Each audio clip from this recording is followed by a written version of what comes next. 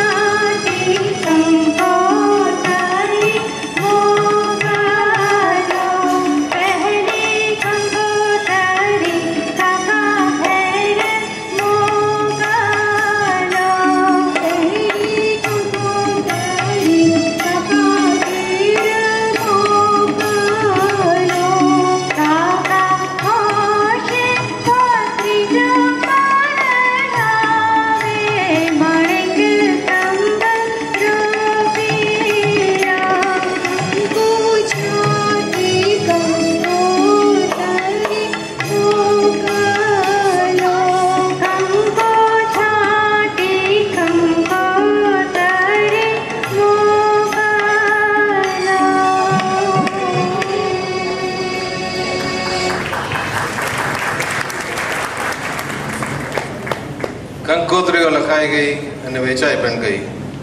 લગ્નનો દિવસ નજીક આવી રહ્યો છે, પણ એ પહેલા ચાલો સાંજની મજા માણીએ. ઢોલીડા ઢોલ રે વગાડ મારે હીંચ લેવી છે. ઢોલીડા ઢોલ રે વગાડ મારે હીંચ લેવી છે. ઢોલીડા ઢોલ રે વગાડ મારે હીંચ લેવી છે. ઢોલીડા ઢોલ રે વગાડ મારે હીંચ લેવી છે. હીંચ લેવી છે રે મારે ગરબે ઘૂમવું છે.